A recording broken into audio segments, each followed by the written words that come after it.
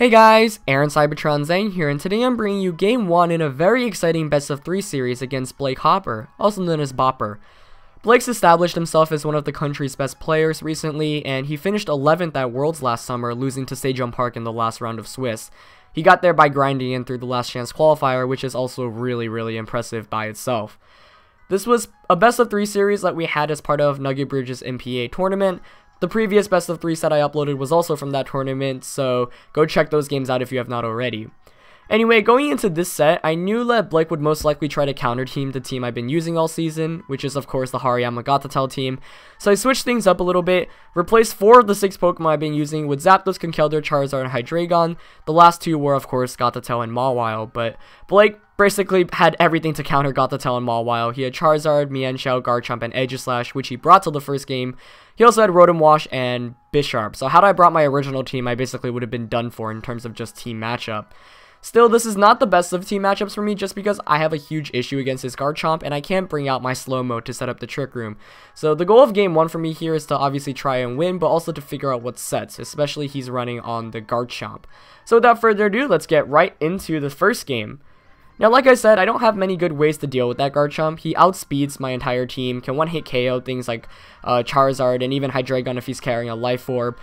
And I have 2 ways of dealing with it, or one-hit KOing it, which is a Dragon Pulse from my Hydreigon or a HP Ice from the Zapdos, but Blake's going to be smart, I'm sure, and he's not going to let his Garchomp just faint carelessly like that. So I lead with Zapdos and Conkeldurr against his Mienshao and Garchomp. Turn 1, he gets the Fake Out else against my Zapdos, and I do have the Rocky Helmet, so I break any potential Focus Sashes he may be carrying, which is always really good. Garchomp surprises me by going for the Substitute, but that was definitely a smart play on his end. I am running Life Orb and Hammer Arm on this Conkeldurr, so had he not gone for the sub, I would have been just able to pick up a KO, but instead he's able to prevent that, and I decrease my speed, though that's not really going to matter. Now, seeing sub on that Garchomp gives me some relief because it means he's probably not carrying Rock Slide, which is really good news for the Charizard Y I have in the back. This following turn, I decide to Hammer Arm the Mienshao and HP Ice the Garchomp, knowing I can pick up at least one hit KO if he doesn't switch, and he switches out the Garchomp into Aegislash, conserving it, which is really smart. Like I said, Blake isn't just going to give up Garchomp since it's really important in this matchup, but I do get my Hammer Arm off against the Mienshao, and that actually picks up the one-hit KO. Life Orb, Hammer Arm with Conkeldurr is really powerful. So I take some more recoil damage here from the Life Orb, but I'm in a great position. I'm still up 4-3, and he hasn't been able to get any offense on his end really set up. He brings in Charizard here, and I definitely got baited right into this next turn. I double up into the Charizard with a Thunderbolt and Rock Slide, really aggressively trying to pick up the KO, but instead he protects, which is a really smart play on his end. There's not much he can lose if he protects, and he's basically able to get a turn of free damage off here. As I waste the Thunderbolt, he gets the Shadow Ball off against my Conkeldurr, and I do hang on with 35 HP, but Rock Slide unfortunately isn't going to do anything to the Charizard, which protects, and Aegislash takes a small amount of damage from that. Now I'm in a really bad position. This game can quickly turn from 4-3 in my favor to 3-2 in his favor. I know I still feel pretty good given that I have Hydreigon and Charizard in the back, but once again, he's got Garchomp conserved in the back, and that's what's really worrying me. Now this following turn, I'm not expecting him to be able to pick up a knockout onto my Zapdos with the Charizard, so I double it up with a Thunderbolt and a Mach Punch, and I expect that to KO. So Mach Punch goes off, and that goes off successfully, deals around 30%, which is actually more than I expected. Of course, that Life Orb really proving clutch. And he goes for the Overheat with this Charizard onto my Zapdos. And this is a pretty bulky Zapdos. I don't expect it to KO, but he actually picks up the one-hit knockout onto that. And now I'm really concerned because he'll be able to pick up 2 KOs essentially, one onto the Zapdos and one right here onto Conkeldurr. Had he not been able to knock out my Zapdos there, I would have been able to take a lead by KOing the Charizard. And then, of course, I would have had my own Charizard and Hydreigon in the back to deal with his Aegislash and Garchomp. Now I'm down 2-3, and he's still got Garchomp in the back, and things are not looking very good for me. At this point, I have to, kind of think of a game plan. And the one thing I can kind of think of is the only way I can turn this into my favor is if I pick up 2 knockouts on the same turn.